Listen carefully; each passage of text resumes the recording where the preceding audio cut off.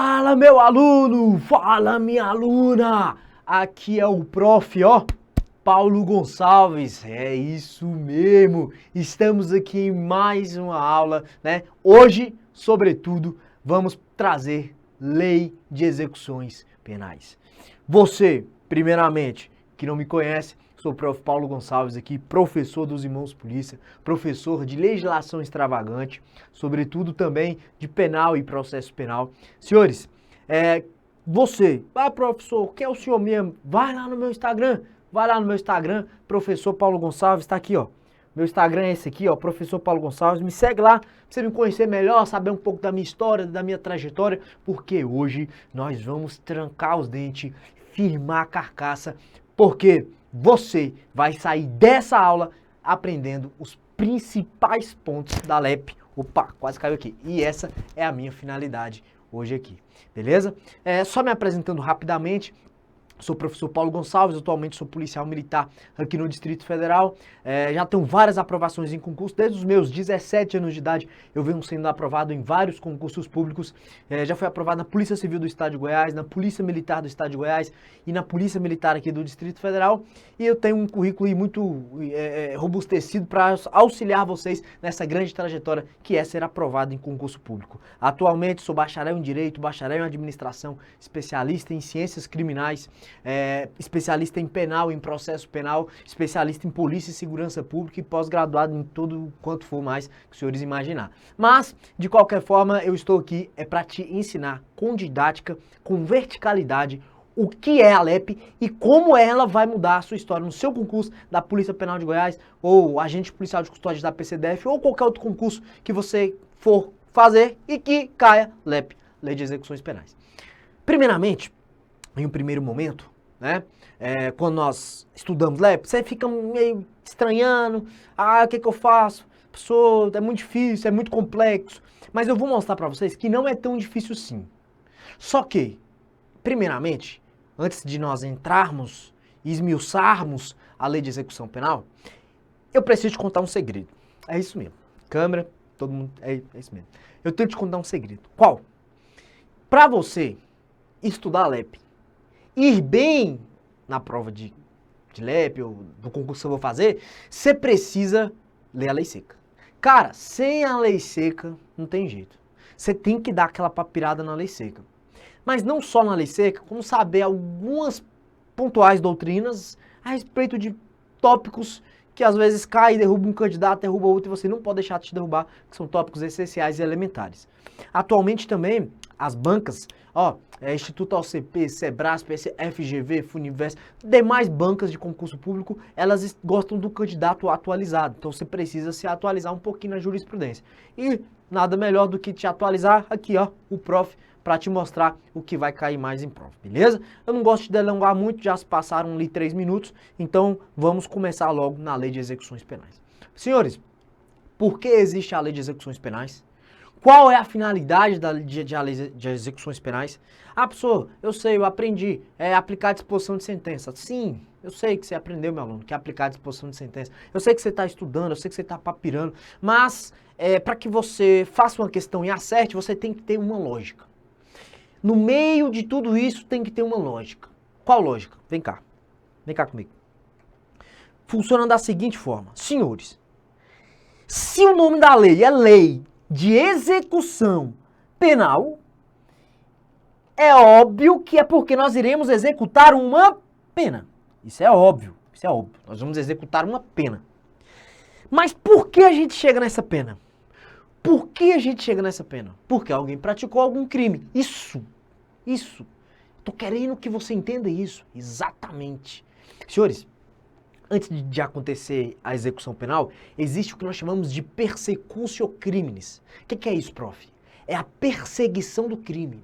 O Estado, através da PM, da Polícia Civil, do Ministério Público, eles perseguem o crime, buscando indícios de autoria, materialidade, circunstância, devido processo legal, e vai processo penal e sentença, AIJ, audiência de instrução e julgamento, sentença, pum!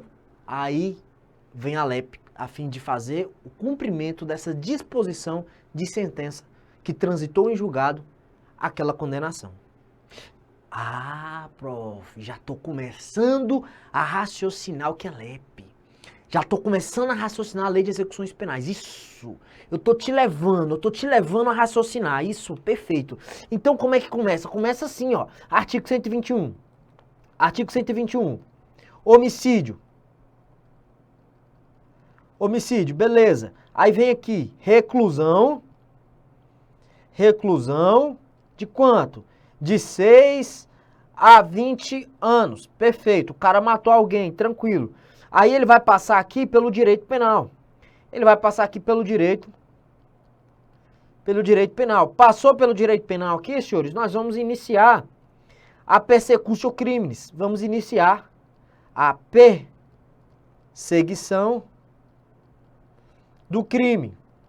Como é que nós vamos iniciar essa perseguição do crime, professor? Nós vamos iniciar essa perseguição do crime com duas coisas. Vamos ter uma ação penal aqui que vai trazer para vocês e também teremos aqui de forma aqui, ó, o quê? Uma investigação preliminar. Perfeito? Preliminar, perfeito. Tivemos aqui essa investigação preliminar, prof. E agora? E agora vamos passar para a AIJ. E agora nós vamos fazer o quê? Vai ter o recebimento. Vai ter o recebimento dessa ação penal e logo em seguida vai ser a deflagração da AIJ. O que é a AIJ? Audiência de instrução e julgamento. Passou essa audiência de instrução e julgamento de forma bem simples aqui, bem rápida e também bem didática, nós vamos ter nada mais e nada menos aqui do que uma sentença judicial transitada em julgado. Agora nós precisamos o quê, prof? Agora a gente precisa cumprir essa sentença. Aí, senhores, aí vem o corró. Aí que vem o corró. Então, para vocês entenderem o que é o corró, aqui, ó, aí começa a lei de execução penal. É aqui que começa. Então, aqui, senhores, vai começar a LEP. Aqui vai começar a lei de execução penal. Beleza? Olha só que interessante. E agora, meu aluno, a quem é aplicada essa lei? Qual é a finalidade dessa lei? Então, basicamente, eu preciso que você entenda o seguinte, que a finalidade dessa lei nada mais é do que cumprir a disposição de sentença. Olha aqui, a gente tem aqui, mais especificadamente o que diz o artigo, aqui, ó, efetivar a disposição de sentença do juiz. Então, o que acontece? A gente vai efetivar, como diz o artigo, a disposição de sentença. Beleza? A gente vai fazer isso. Tranquilo. Então essa aqui é uma primeira finalidade. E nós temos uma segunda finalidade aqui que a própria LEP nos traz. Qual é essa outra finalidade? Ressocializadora. Então nós temos uma outra finalidade aqui que é uma finalidade ressocializadora. Para isso eu preciso contar para você. Senhores, a pena, o direito penal, traz uma pena. Pô, essa pena ela tem uma finalidade tríade. Ela tem uma tripla finalidade. Alguns dizem que só tem duas finalidades, mas majoritariamente a nossa pena ela tem três finalidades. Primeira finalidade, retribuição. A gente vai retribuir o mal ao indivíduo. Pô, o cara praticou um crime, vamos retribuir. Então a gente tem uma função retributiva da pena. Pô, vamos retribuir o mal fazendo o quê? Cerceando a liberdade do cara, botando o cara em penitenciária, colocando o cara em regime fechado, de reclusão. Estamos retribuindo. Ah, mas a pena não só tem essa finalidade, né, prof? Claro que não. Nós temos uma finalidade também da pena de quê? De prevenção. A gente tem uma prevenção. Como assim uma prevenção? Uma prevenção especial negativa. Como assim? Vamos cercear a liberdade do cara. Ó, cara, na próxima você não faz mais, cara. Nós estamos prevenindo uma próxima. Ó, na próxima você não faz mais, cara. Ó, prevenção especial negativa. E tem a prevenção geral negativa. Pô, população, se alguém de vocês, por acaso, fizer algum crime como esse cara fez, nós vamos executar a pena nele. Você quer também ser executado a pena? Lá ele. Isso é a prevenção especial?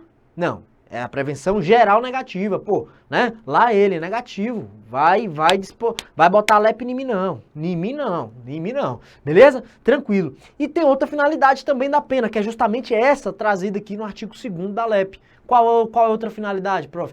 Perdão, artigo 1º da LEP. Qual é a outra finalidade, prof? A outra finalidade é ressocialização.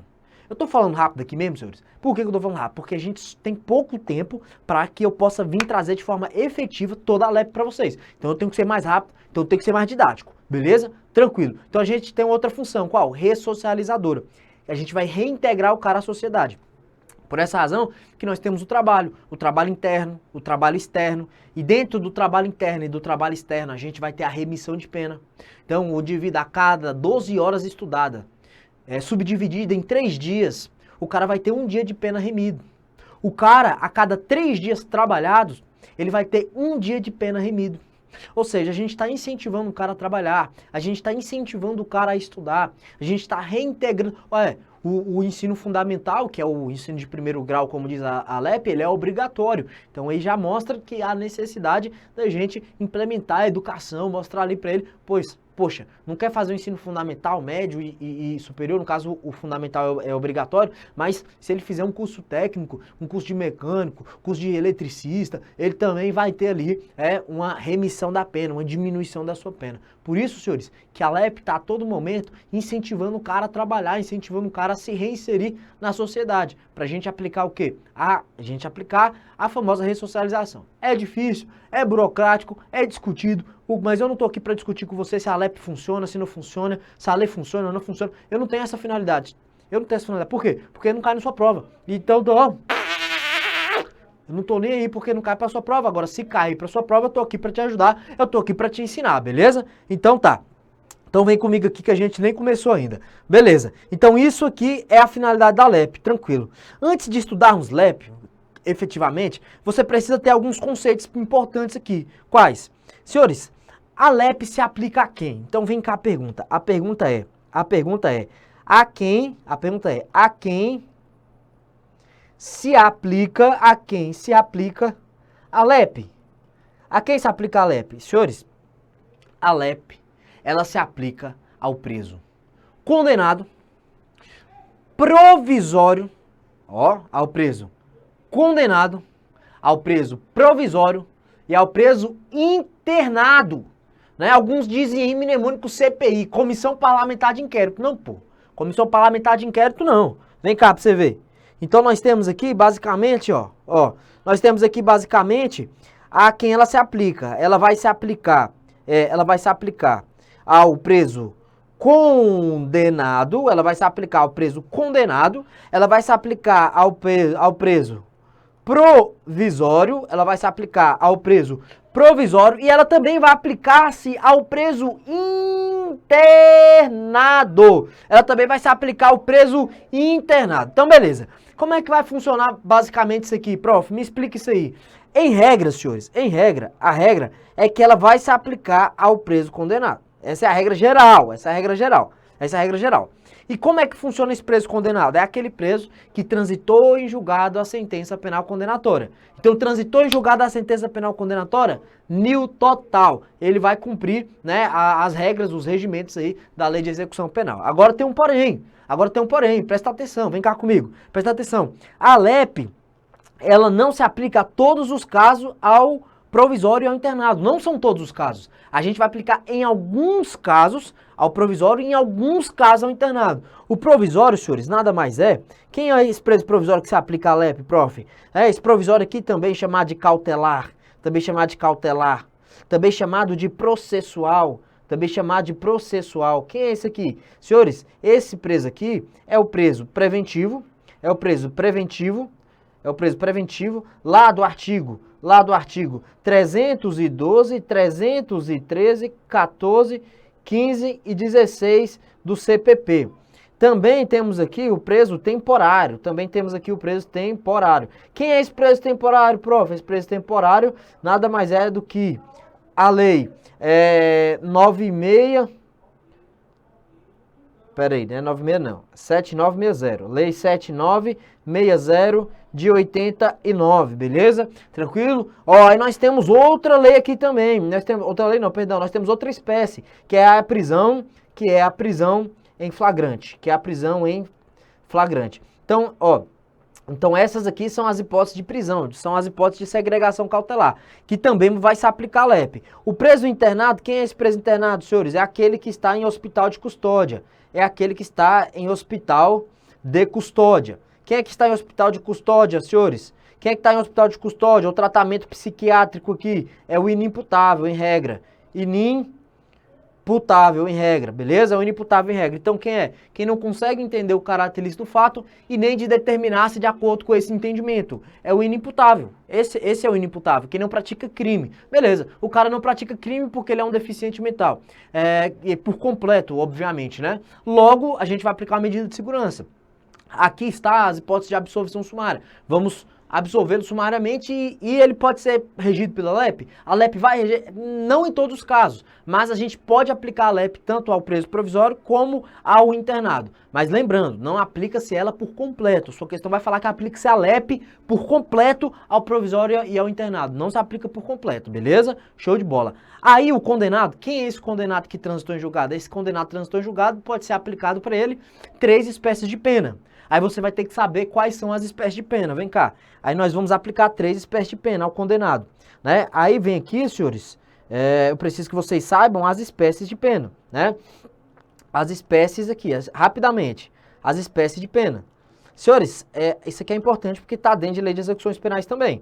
Nós temos aqui a PPL, que é a pena privativa de liberdade, beleza? Nós temos aqui a pena privativa de liberdade. Nós temos aqui, senhores, a PRD. Nós temos aqui a PRD, que é a pena restritiva de direito, beleza? Show de bola. E aí nós temos aqui, senhores, também a pena de multa.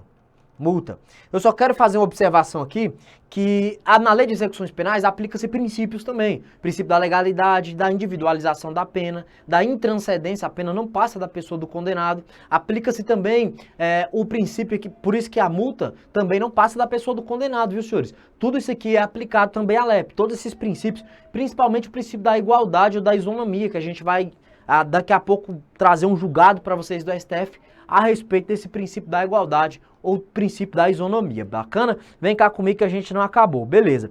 Você sabendo disso aqui, agora você precisa saber do regime, né? Poxa, beleza, prof. Agora eu entendi. Mas nós temos 3 regimes de cumprimento de pena, né? Nós temos aqui o regime, os regimes de cumprimento de pena. O regime. Aí nós temos o regime fechado. Nós temos o regime fechado. Nós temos o regime semiaberto. E nós temos o regime aberto. Beleza? E nós temos o regime aberto. Bacana, isso aqui você já deve saber, meu aluno. Tranquilo? Nós temos esses 3 regimes de aplicação da pena. Eu preciso que você entenda o que é o regime fechado. Aonde é que se cumpre o regime fechado? Senhores, o regime fechado, por obviedade, é na penitenciária. Então, o regime fechado é na penitenciária. O regime semiaberto, senhores, é na colônia agrícola ou industrial. Nós temos aqui o regime aberto, que é a casa de albergado, beleza? Como é que eu vou decorar isso aqui para a LEP, prof? Como é que eu vou decorar isso aqui? Qual é o bizu? Qual é o mnemônico que o senhor tem para mim? É simples. O mnemônico que eu tenho para você vai ser a seguinte forma. Senhores, o cara, quando vai ser preso, vai ser segregado, vai para a penitenciária, como é que ele fica? Ele vai sair do mundo de liberdade para o mundo de cerceamento. Ele fica puto. Então ele fica puto. P de quê? P de quê, senhores? P de quê? De puto. Ele fica puto. Por quê? Porque ele está recluso, ele tá em regime fechado, ele está na penitenciária. Beleza? Ele está no presídio. Senhores, presídio é um termo convencional aí, mas a gente utiliza o termo certo, é penitenciária. Então o cara tá puto, por quê? Porque ele tá na penitenciária, perfeito? Bacana. Agora vamos lá, o cara tá lá 8 anos, o cara tá 8 anos se lascando. Aí chega o juiz da execução e fala, meu filho, agora você já cumpriu o que tinha que cumprir aí, seus 40% da pena, agora você vai pro regime semiaberto. Cara, quando o cara for pro regime semiaberto, que ele vê a luz, ele vai achar que tá onde? Tá na colônia de férias. O cara vai achar que tá na colônia de férias. Tá massa demais. Pra quem tava, ó, se arrombando no fechado, desculpa o palavrão, hein, senhores? Corta aí, produção, corta aí. Se lascando lá no regime fechado, aí o cara vai pro regime, o quê? Semiaberto. Então ele vai pra uma colônia de férias, aí você vai lembrar. Colônia de férias, ó. Colônia de férias, viu, senhores? Só pra vocês lembrarem aí, que ele tá na colônia de férias, tá? E o que é melhor pra ele? O que é melhor pra ele? Beleza, ele foi pras férias, mas o que é o top? Cara, ele vai voltar pra casa. Cara, primeiro o cara tá puto. Aí o cara vai pra colônia de férias e depois ele volta pra casa. Ele vai pra casa do tio Alberto. Do tio Alberto, o colega lá, tio Alberto. Ele vai pra casa do tio Alberto. Então o regime, né? O regime aberto, ele vai pra onde? Ele tava na colônia de férias, ele vai pra casa de albergue. Então a casa, ele vai pra casa, ele vai voltar pra casa, né? Casa do tio Alberto. Casa do tio Alberto. Senhores, nunca mais vai esquecer isso aqui, senhores. Então, quando eu falar para os senhores, qual é o regime de cumprimento em regime semiaberto, você vai lembrar, pô, o cara tava puto, agora tá na colônia de férias. Aí quando eu falo para vocês, aberto, pô, tava na colônia de férias, agora vai voltar para casa. Casa de albergue. Pronto, senhores. Ou casa de albergado. Senhores, pronto. Aqui você já decorou. Vamos para a próxima. Aqui eu não tenho mais que discutir com você. Vem cá comigo. Vamos para a próxima. Bacana. Aí, o que acontece, senhores? O que acontece?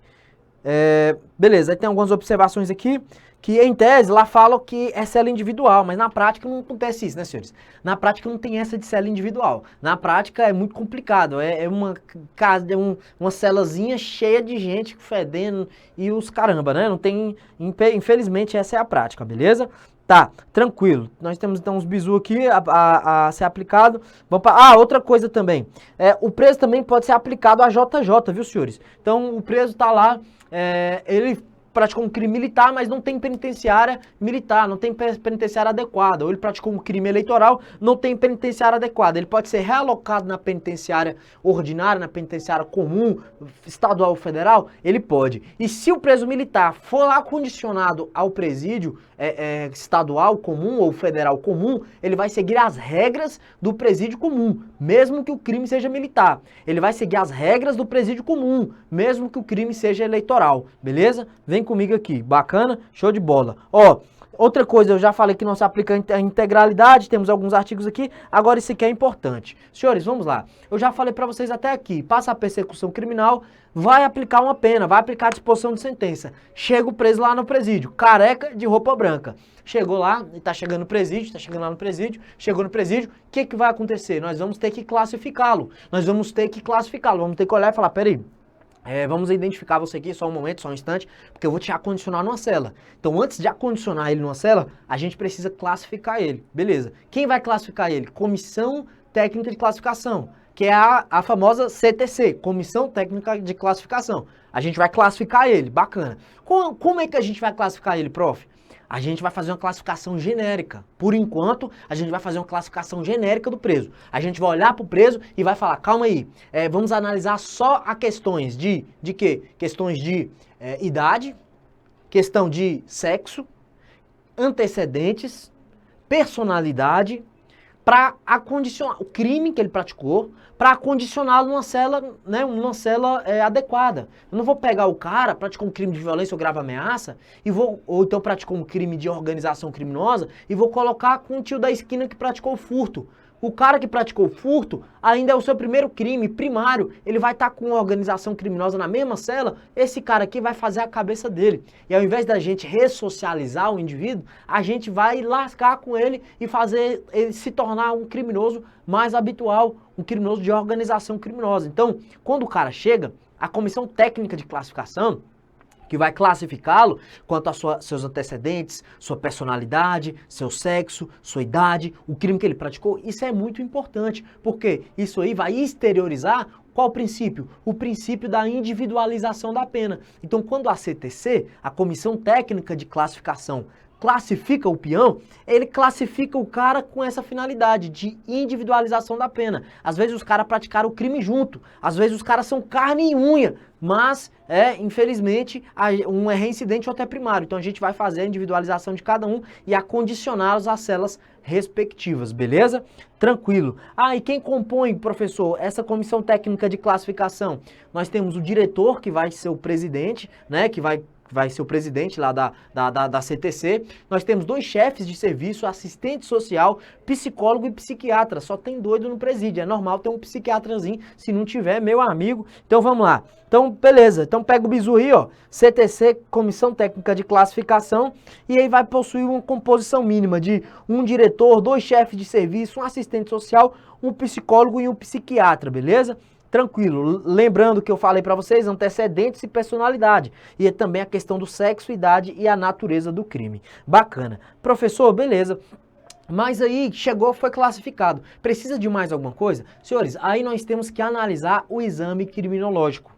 O que é esse exame criminológico? Esse exame criminológico, em regra, é uma análise mais minuciosa, é uma análise mais profunda do preso. Poxa, a gente quer saber agora o nível de agressividade do cara. A gente quer saber não só a personalidade, como a gente quer saber o nível de maturidade do cara. A gente quer saber o nível de ressocialização do cara. Poxa, às vezes o cara tá facilmente ressocializável, o cara tem uma religião, tem uma novidade assim que vai facilitar a sua ressocialização. Então o Estado vai investir naquela ressocialização. Ou então, às vezes, o cara é um estuprador que tem uma doença cabulosa, como é que a gente vai fazer aqui para tentar frear esse indivíduo? Será que ele é ressocializável? Será que ele nunca vai se ressocializar? Como é que a gente vai fazer isso?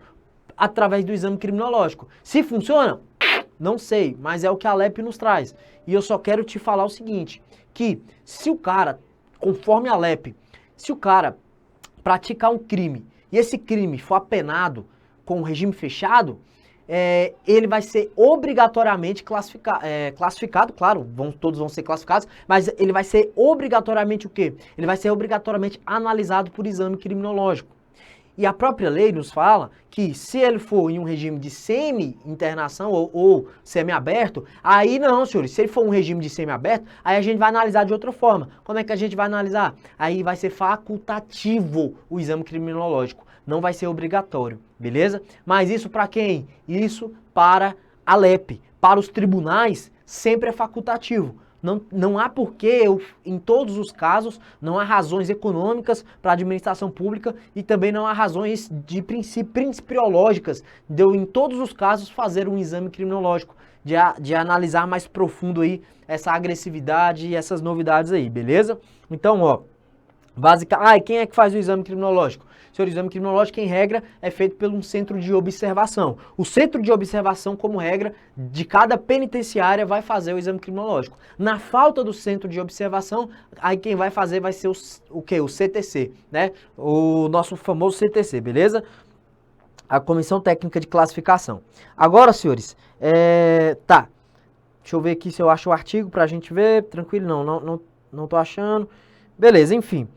Nós temos também a diferença do exame criminológico para o quê? A identificação de perfil genético, a IPG. Senhores, só para não ficar tão rápido e eu fazer uma pequena retomada. O cara chegou no presídio, parou, comissão técnica de classificação vai classificá-lo. Onde vamos colocar ele? Bacana, show de bola. Tá, regime fechado, como regra, vamos fazer o exame criminológico, analisar mais profundo ali a personalidade dele, bacana. Foi em regime semiaberto? Facultativo, sim ou não, vai ficar a critério do diretor lá da penitenciário, do diretor do presídio, beleza? Tranquilo. Feito tudo isso, ainda existe o quê? Ainda existe uma IPG. O quê? A identificação de perfil genético. A identificação de perfil genético, que nós iremos analisar, ela tem um fim específico. Qual fim específico, prof? Me diz aí. Senhores, ela só será aplicada conforme o novo pacote anticrime, Lei 13.964 de 2019, que entrou em vigor em 2020, trouxe que o IPG ele só vai ser aplicado em crimes dolosos, com violência ou grave ameaça, bem como crimes contra a vida, liberdade sexual e liberdade sexual de vulnerável. Então nós temos um rol específico de crimes em que iremos aplicar o instituto de quê? De identificação de perfil genético. Essa identificação de perfil genético a gente vai fazer a extração do DNA do cara por técnica indolor, beleza? Como é que a gente vai extrair, por exemplo, um cabelo, alguma mancha, algum negócio que deixou na perinecroscopia no local de crime, pegou, fez o exame, deu o DNA dele. Qual a finalidade? Finalidade é só futura. Caiu na mão do STF agora recentemente. É inconstitucional o Instituto de Identificação de Perfil Genético? O STF falou que não é inconstitucional. Por que não é inconstitucional? Porque, senhores, nós não estamos querendo incriminar ninguém, porque o processo já, inclusive, transitou em julgado. Esse indivíduo que está cumprindo pena, ele já está condenado, transitado em julgado e não cabe mais recurso. A finalidade é simplesmente extrair o DNA para ter em banco de dados para proteger e prevenir futuros crimes posteriores. O cara, por exemplo, é um estuprador, né? A gente verificou na vagina uma proteína P30, ou então a glicoproteína P30 ou o PSA em níveis elevadíssimos. Observa-se que houve um crime de estupro. Há a extração desse sêmen e a gente consegue identificar quem foi esse autor. Por quê? Porque a gente já fez a identificação de perfil genético e já tem um banco de dados de DNA e assim a gente vai conseguir identificar o autor do crime sexual. Por isso, a importância da identificação de perfil genético. Você chega num local de crime onde tem uma chacina de pessoas mortas e você faz a perinecroscopia, analisando pontualmente a cadeia de custódia, e aí você começa a achar o quê? Vestígios que constam em bancos de dados, né, de perfis genéticos, o DNA de determinados criminosos que já estavam sendo analisados pelos órgãos de persecução criminal. Então é muito importante a extração do DNA por meio desse IPG.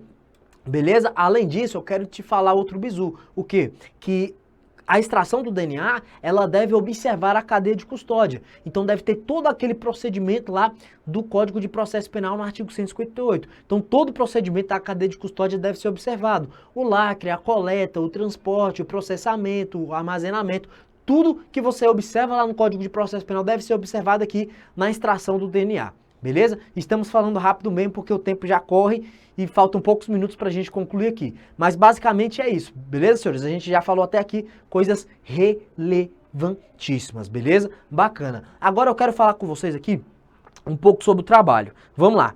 Então eu já falei para vocês aqui, vai ser crimes dolosos, com violência ou grave ameaça à pessoa, ou crimes contra a vida, a liberdade sexual ou liberdade sexual de vulnerável. Antigamente era todos os crimes hediondos, senhores. Não é mais dessa forma. Além disso, é vedado o quê? É vedado a identificação de perfil genético por fenotipagem, beleza? Cor, característica física, ou para buscar alguma paternidade, não, nada a ver, não pode, beleza? Tranquilo? E uma outra pergunta, no caso, a gente sabe que é facultativo o exame criminológico pelo STF, beleza? Agora, e a identificação de perfil genético, ela é facultativa ou obrigatória? Ela é obrigatória. Todos devem participar dessa extração desde que alencados nos crimes em testilha. Caiu no STF agora recentemente e perguntou para ele: uai, se é obrigatório produzir prova contra si mesmo? E o princípio do nemo tenetur ou nemo tenetur se detegere, que fala que ninguém é obrigado a produzir prova contra si mesmo. E aí, senhores, o STF acabou de decidir que é constitucional sim, porque ser obrigatório é diferente de ser forçado. A gente não vai forçar, a gente não vai amarrar o braço do cara e puxar o DNA, a gente não vai torturar, a gente não vai fazer isso. O que a gente vai fazer? A gente vai fazer uma extração com ele, com consentimento dele. Se ele não consentir, bacana, vai constituir falta grave, beleza? Se ele não quer, beleza, bacana, vai constituir falta grave. Tranquilo, né? É isso que vai constituir e é o que está previsto aqui na nossa LEP, beleza? Aí temos aqui as disposições, depois vocês leem. Temos algumas questões que vamos fazer essas questões aqui em outro momento. E temos duas jurisprudências aqui bastante interessantes, né? Essa jurisprudência aqui fala que no caso de pena de reclusão ou de detenção, o indivíduo, ele vai ser o quê? Ele deverá haver a unificação das penas. Então o cara, ele tá cumprindo pena em regime fechado pro reclusão. Só fazendo um adendo aqui pra vocês, que às vezes você não sabe disso, né? Mas, quando a gente fala de reclusão, qual é a diferença de reclusão para detenção? Qual é a diferença de reclusão para detenção? Reclusão, senhores, nós temos o regime nós temos o regime fechado. Opa, nós temos o regime fechado. Nós temos o regime semiaberto, semiaberto. E nós temos também o regime aberto, beleza? Aí, qual é a diferença? Porque na detenção só tem o semiaberto, e o aberto. Só tem o semiaberto e o aberto. Bacana? Então aqui, ó, quando a gente fala em regime fechado, só existe o regime fechado na reclusão. Só existe o regime fechado na reclusão. Então, penitenciária é só na reclusão. Quando você estiver olhando um crime lá, falar crime de detenção punido de 1 a 4 anos, você já sabe que o cara não vai ser recluso a quê? A penitenciária. Ele não vai ser posto em penitenciária. Por quê? Porque não tem previsão de regime fechado para a semi-liberdade. Bacana? Show? Fechou? Lacrou? Tranquilo. Agora o que eu quero falar com você é um pouco sobre a assistência do preso. O preso ele possui várias assistências. Essas assistências estão previstas aqui na nossa LEP. Basicamente nós temos um mnemônico que eu trouxe para vocês que é Mesa Social JR. Mesa Social JR. Beleza? Aí você já vai decorar todas elas. Quais são? Vamos lá, vem comigo. Ó, Mesa Social JR. Nós temos aqui uma assistência material, educacional, à saúde, social, jurídica e religiosa. O que você deve saber aqui? Que na material, olha aqui, vem cá, que aqui na material nós temos um mnemônico aqui, RAVE. O que é isso? Nós temos aqui higiênica, alimentação e vestuário. Então, nós vamos fazer uma assistência aí de higiene, alimentação, vestuário, inclusive, caso não tenha, o presídio não oferte determinado, por exemplo, alimento e seja do bel prazer do preso, pode ser feito lanchonetes dentro da penitenciária para servir. Caramba, eu acho isso um absurdo, mas é o que a LEP fala, vai ter uma lanchonete para o preso, para ele se servir, caso não tenha ofertado aí pelo presídio, por exemplo, aquela alimentação, né? Lembrando que a alimentação é sim uma assistência material prestada pelo Estado. Temos assistência educacional, lembrando que a assistência educacional, temos o primeiro grau, que ele é obrigatório, que é o grau fundamental, temos o segundo grau, que é o ensino médio, que ele é facultativo, beleza? Então, ó, nós temos o primeiro grau, que é o fundamental obrigatório, e o segundo grau, que é o ensino médio, que ele vai ser implementado. Não é que ele é facultativo, senhores, é que ele vai ser implementado ainda, o Estado ainda tem que implementar. Não posso colocar como obrigatório, porque nós temos penitenciárias em tantos locais do Brasil que não tem acesso praticamente nem ao servidor público direito, né? Quanto o armamento, o equipamento, quanto mais eu vou ofertar o ensino médio para todos os presos, infelizmente ainda precisa ser implementada. É uma norma programática, onde a gente futuramente vai implementar isso aí, beleza? Tranquilo. Vai ter bibliotecas também. Quanto à saúde, obviamente vamos ter assistência farmacêutica, odontológica e médica. Não tem mais o que falar. Social, é óbvio, vocês dão uma lidinha lá no artigo, o social é tranquilo. E o jurídico já é mais... Pode te dar uma dúvida, por quê? Porque o jurídico não é aplicado a todo mundo.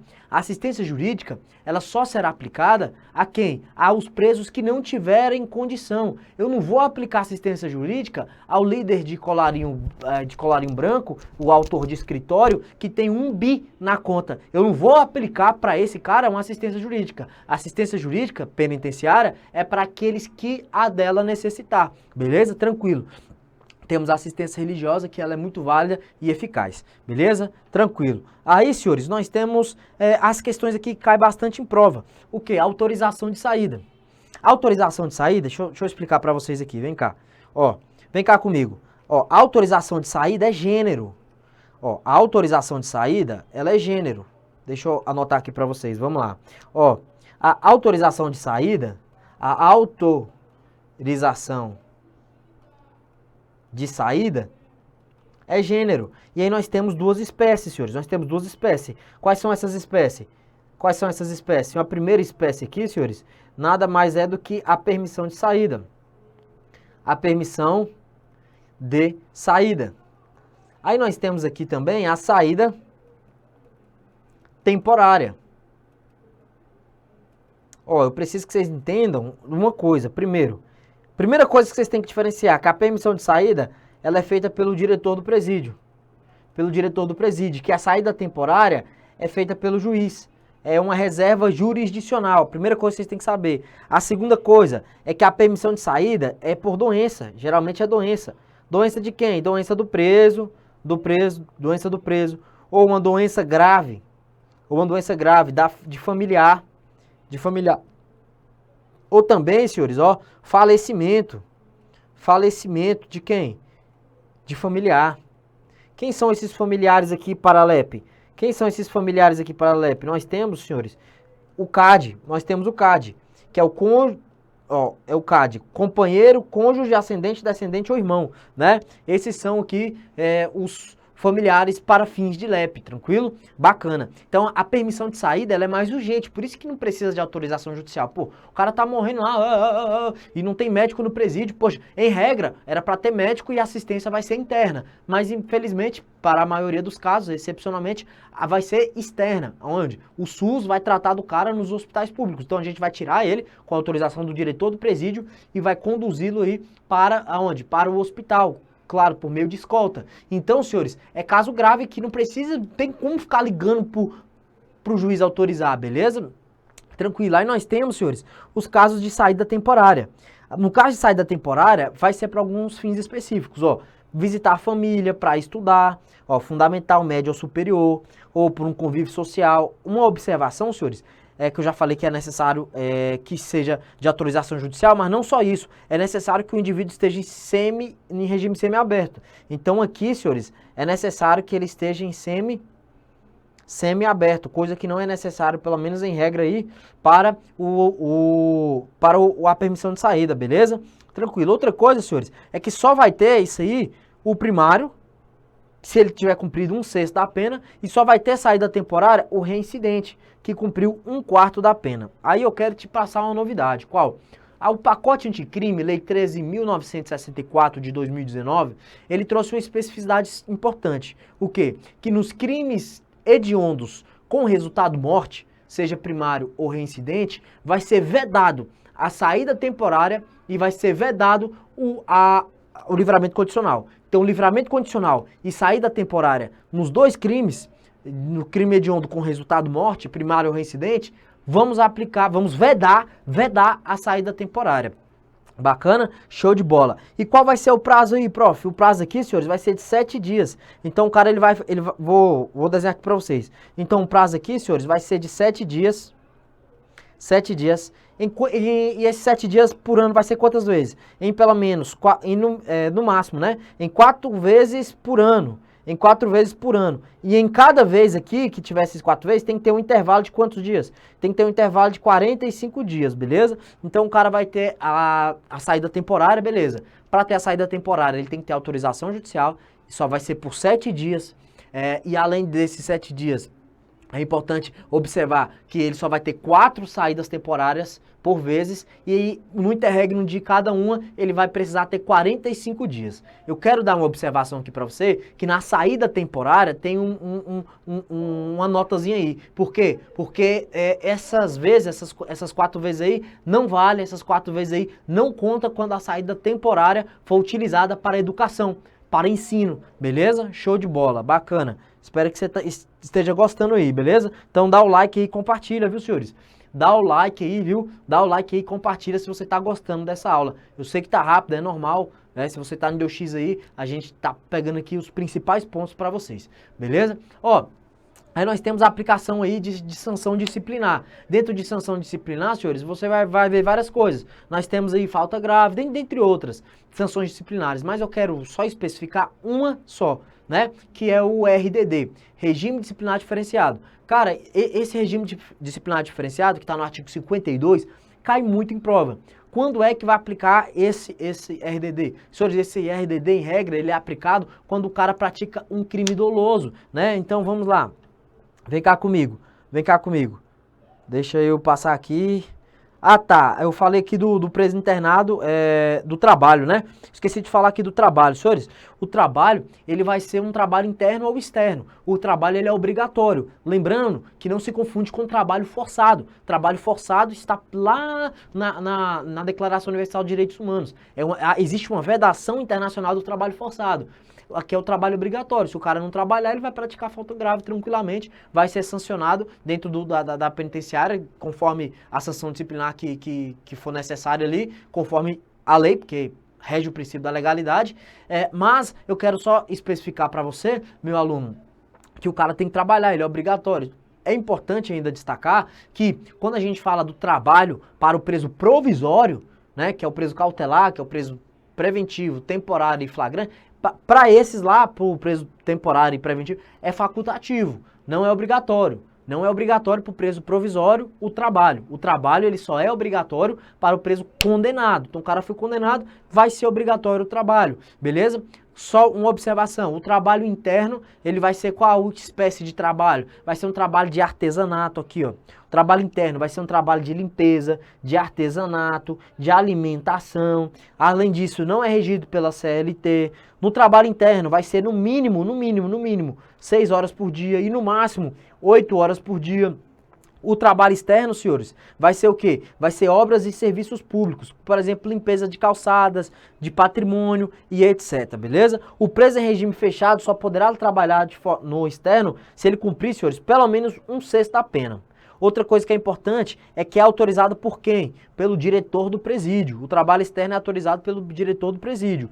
E somente 10% dos presos que vão estar trabalhando, beleza? Show de bola, bacana demais. Aí, senhores, eu só quero especificar também a questão da remissão. Deixa eu ver aqui se eu acho que é remissão. Ó, só quero especificar a questão da remissão aqui, ó. Na remissão, igual eu falei pra vocês, 3 dias de trabalho vai ser 1 dia de pena remida. O que é isso, prof? O cara falta 1 ano pra cumprir e 12 meses e 29 dias. Ele trabalhou 3 dias, vai ser 28 dias. Então a gente vai remir, vai ir diminuindo a sua pena. Isso é remir, né? Detraindo a pena, diminuindo a pena dele, beleza? Agora só quero que você entenda que nos estudos são 12 horas, mas não são qualquer 12 horas. O cara tem que estudar 12 horas em um intervalo de 3 dias, olha aqui. O cara tem que estudar 12 horas, sim, beleza, ele vai ter 1 dia de pena, só que, atenção, essa remissão de pena precisa que seja no intervalo de quantos dias? De 3 dias.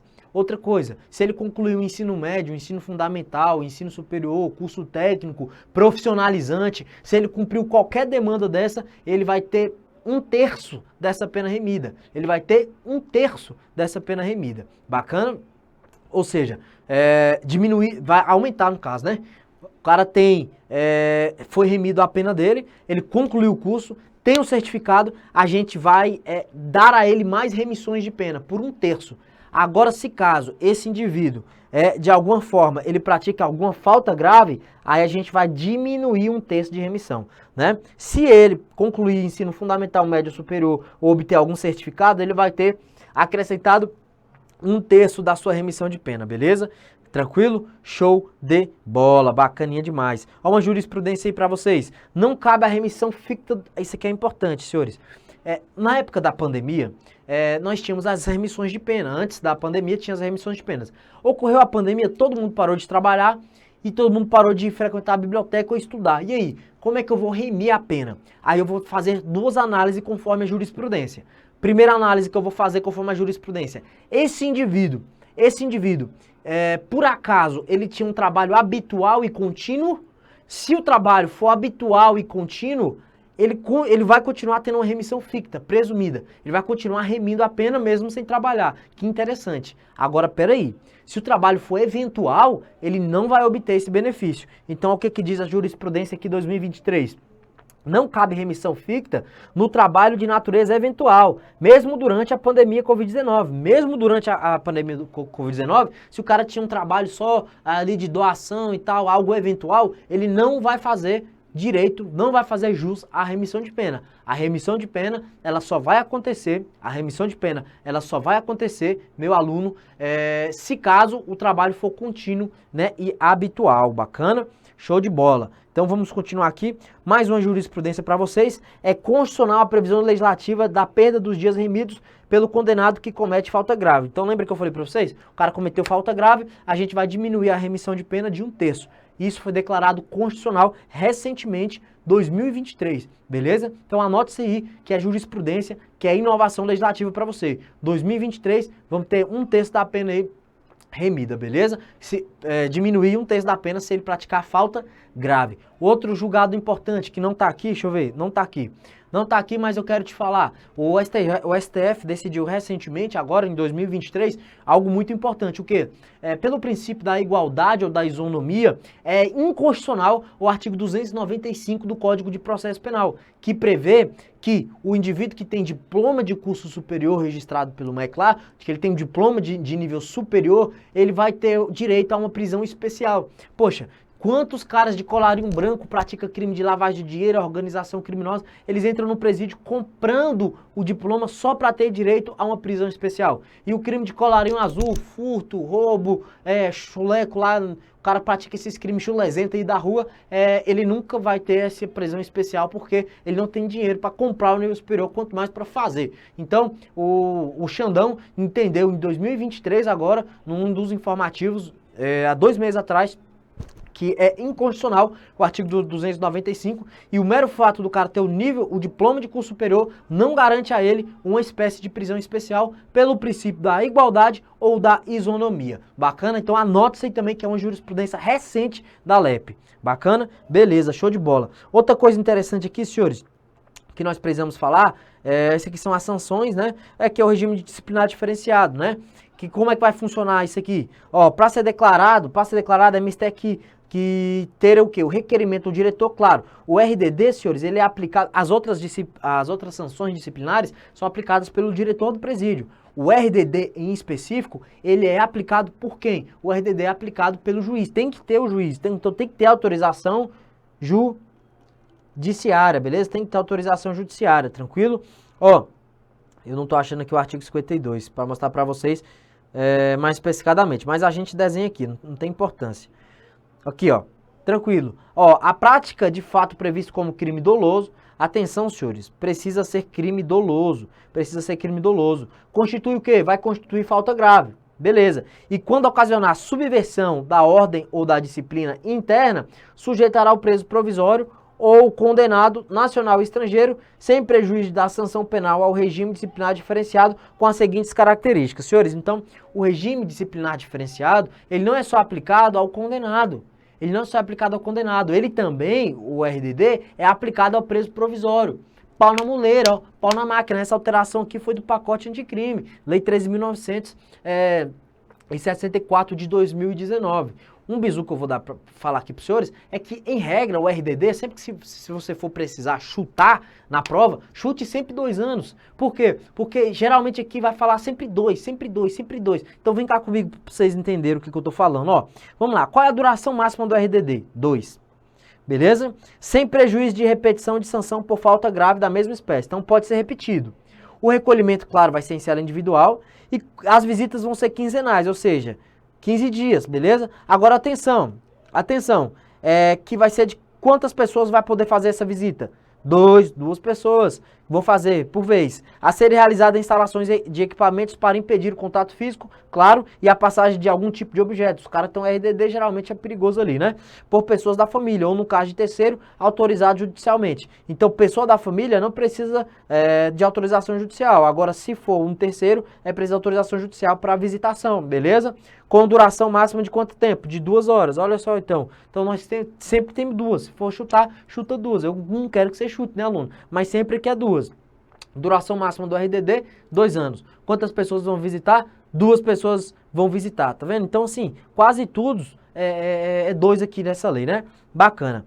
Ó, interessante aqui, que é direito preso à saída, olha novamente, ele vai sair da cela 2 horas para o banho de sol, em um grupo de quantas pessoas? Em um grupo de 4 pessoas. Agora, atenção, esse grupo de 4 pessoas não pode ser do mesmo grupo criminoso. Pô, eu vou botar um banho de sol para 4 criminosos de organização criminosa que está no RDD da mesma organização criminosa, é pedir para a cabeça, né? É pedir para a cabeça, então não tem o porquê. Então, nós temos aí essas 2 horas aí diárias para o banho de sol, beleza? Por essas 4 pessoas. Aí nós temos aqui outras partes aqui que eu prefiro que você leia em casa, leia com cautela aí, ou então vem no nosso curso regular. No nosso curso regular aí eu estratifico aqui o RDD de uma forma mais concisa, beleza? Mas aqui, ó, basicamente eu fiz algumas observações aqui, ó, é possível que o isolamento preventivo de até 10 dias até a decisão judicial, este isolamento não é considerado pena para o RDD, beleza? Então, até que eu sobreviva a decisão judicial, eu posso fazer um isolamento aí pelo um prazo aí de 10 dias, perfeito, senhores? Quem pode ir para o RDD? É quem comete falta grave, que vai contra a subversão da ordem pública ou a prática do crime, igual a gente acabou de ler, ou quem participa de organização criminosa ou milícia privada.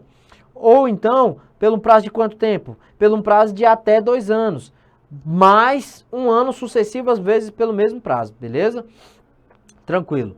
Ó, igual eu falei pra vocês, se for chutar, chuta 2, e o prazo das visitas vai ser quinzenais, igual eu falei pra vocês. Ó, outra observação, passados 6 meses, terão 2 ligações por mês, uma pessoa da família por 10 minutos de ligação, beleza?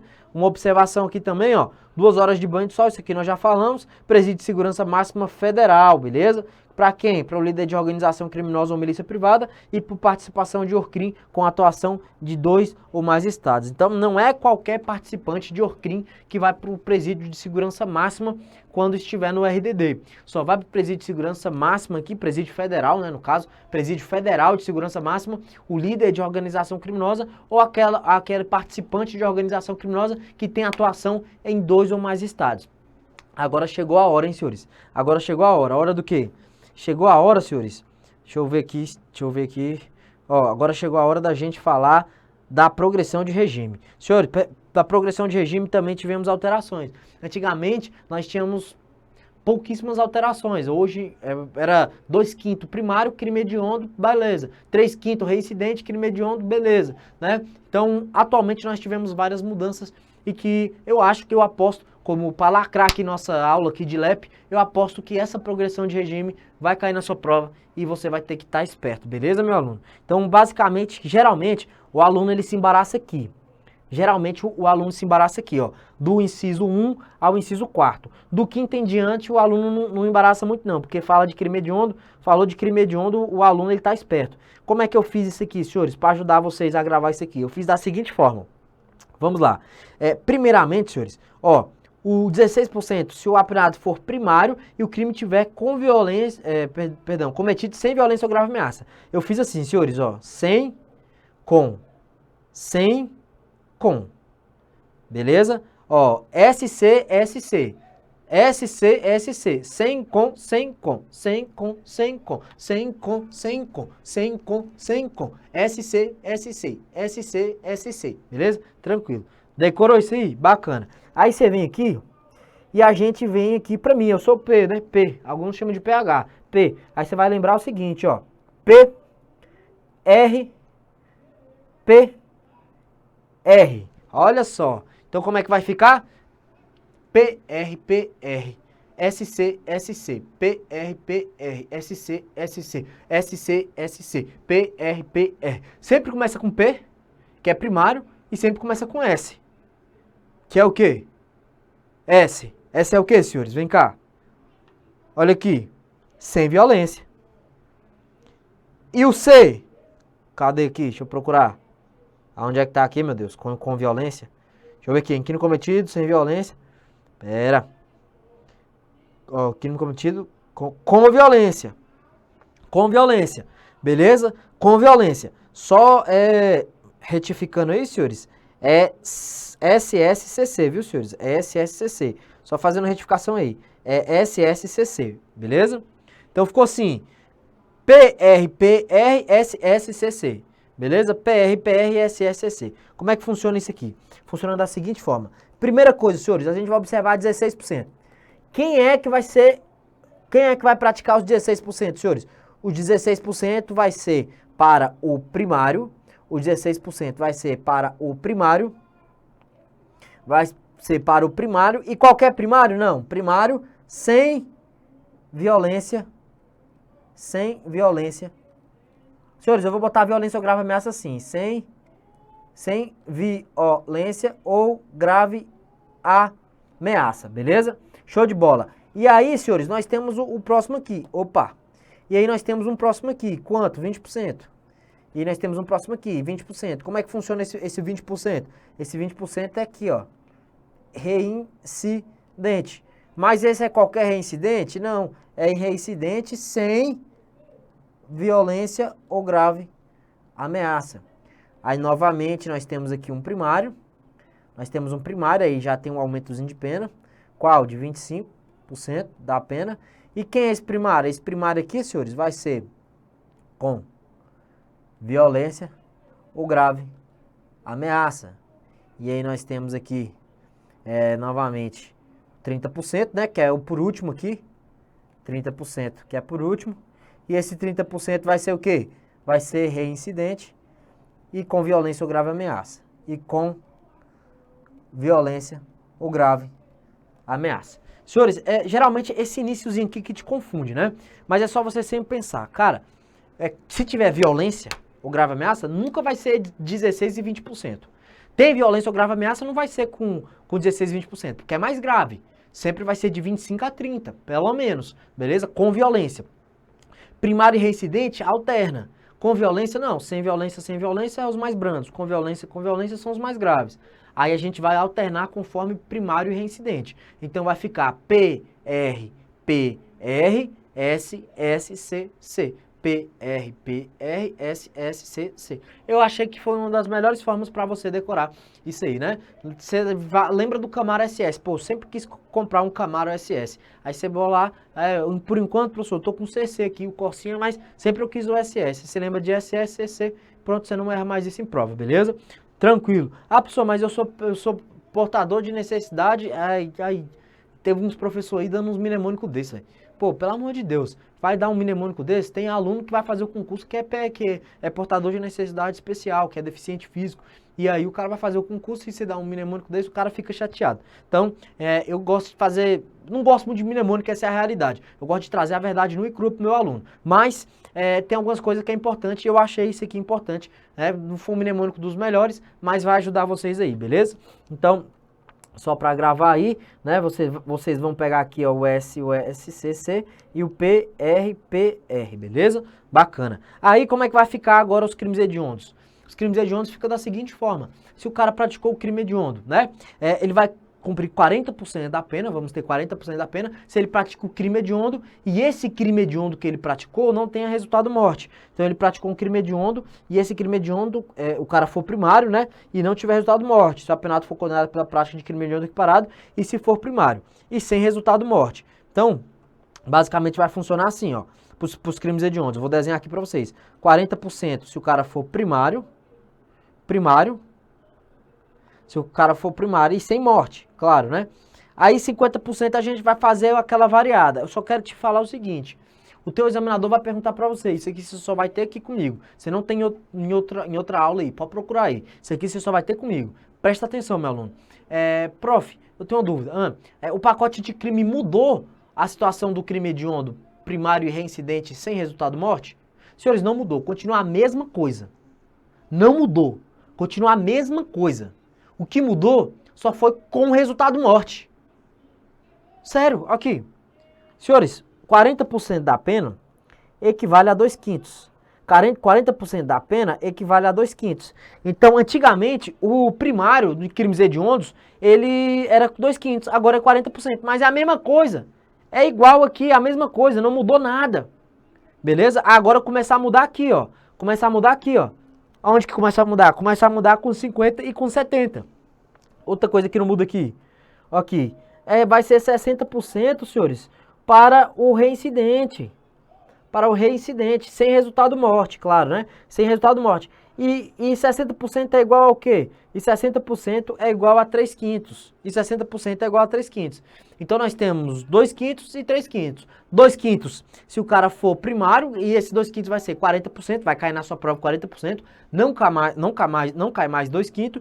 E se for reincidente em crime hediondo, vai ser 60%, que equivale a 3/5. Então se te perguntarem, candidato, o regime de cumprimento de pena para o primário e para o reincidente em crimes hediondos mudou. Você vai falar excelência? Não mudou. Por quê? A fração de 2/5 para o primário, que antigamente era, hoje equivale a 40%. Não mudou. E a fração de 3/5, que era para o reincidente em crimes hediondos, atualmente é 60% e por isso não mudou. O que mudou, Excelência, foi no que tange aos crimes com violência ou grave ameaça do inciso 1 ao 4 e também, Excelência, aos crimes hediondos com resultado morte, que aí, se for primário com resultado morte, vai ser 50%, é claro, e o reincidente com resultado morte vai ser 70%. Eu só quero te falar aqui que os reincidentes aqui são reincidentes específicos. Então, reincidente específico em crime hediondo. Não é qualquer reincidente. Tem que ser um reincidente específico em crime hediondo, beleza? Outra coisa que eu quero passar para vocês é o seguinte, que nos 50% aqui, ó, vai ser o condenado pelo crime hediondo. Volta. Vai ser aqui o condenado pela prática de crime hediondo equiparado com resultado morte. Se for primário, vedado o livramento condicional. E também vedado o livramento condicional com resultado morte e vedado também a saída temporária. E vedado também a saída temporária, beleza? Ó, o condenado por exercer comando individual ou coletivo de organização criminosa estruturada para a prática de crime hediondo ou equiparado. Então, atenção, existe uma única organização criminosa que é crime hediondo, que é aquela organização criminosa destinada à prática de crimes hediondos ou equiparados. Bacana? Show de bola? Bacana. Isso aí eu já conversei com você sobre. Agora o que eu quero te dizer é, meu aluno, aqui, no caso da progressão de 50%, não é para qualquer integrante da organização, é para quem exerce o comando individual ou coletivo. Olha aqui, olha o peguinha, aqui é para quem exerce o comando individual ou coletivo da organização criminosa. Aí sim, quem exerce o comando vai ter 50% da pena. Aí qual vai ser o maior peguinha? É que vai falar que só vai ter o 50% da pena quem exerce o comando individual ou coletivo de milícia privada. Aí vai estar falso. Por quê? Porque milícia privada, basta pertencer a ela. Então, olha aqui. O cara aqui condenado pela prática de crime que constitui milícia privada. Outro bizu aqui. Não é quem está respondendo. Não é quem está sendo processado. É quem foi condenado que vai cumprir 50%. Então, muitas vezes a questão fala quem está sendo processado. Não, é quem foi condenado. Olha a palavra aqui. Condenado, beleza? Condenado. Então, grava essa palavra que vai cair na sua prova. Quem foi condenado. Então, vamos lá. Fazendo um resumo. Quem foi condenado por exercer comando individual ou coletivo de organização criminosa destinada à prática de crimes hediondos. Então, nós temos duas coisas. Ele precisa exercer o comando da organização criminosa. E 2, essa organização criminosa precisa destinar crimes hediondos ou equiparados. Aí a gente vai ter uma progressão de 50% da pena. Agora, no outro giro, para a milícia privada, basta pertencer à milícia privada. Outro bizu é que a milícia privada pode ser não precisa ser a milícia privada destinada à prática de crimes hediondos ou equiparados. Basta ser a milícia privada. Deu para entender? Deu para entender? Deu para entender ou não? Então, ó, vou escrever aqui, ó, presta atenção aqui. Então, só para você não esquecer, meu aluno. Então, 50% vai ser para quem? Vai ser para o primário. Vai ser para o primário. E esse primário fez o quê, senhores? E esse primário, ele pratica crime hediondo com resultado morte, beleza? Com resultado morte. Com resultado morte. E aí vai ser também quem exerce o comando de ORCRIM. Qualquer ORCRIM, não. Destinada a hediondo ou equiparado, beleza? Ou equiparado. E o terceiro aqui, senhores, é quem pertence. Pode ser qualquer milícia. Milícia privada. Então, esses três aqui vão progredir em 50% da pena. Bacana? E aí, senhores, só para finalizar, nós temos aqui os 70%, né? Nós temos aqui, ó, o 60%, igual eu falei para vocês, o reincidente. Não é qualquer reincidente, é reincidente específico, viu, senhores? É um reincidente específico. Bacana? Show de bola. E aí nós temos os 70%. Quem são os 70%? Esses 70% se o apenado for reincidente em crime hediondo ou equiparado e tiver um resultado morte.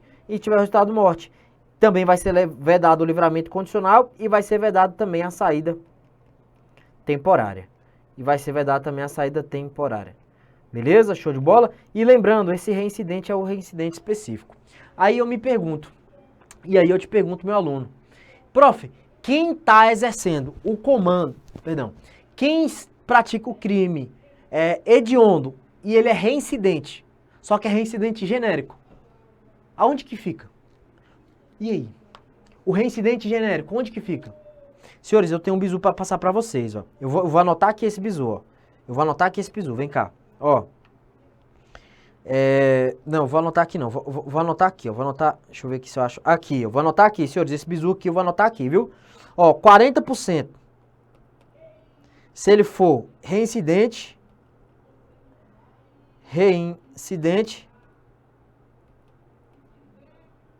genérico. E vai 50% se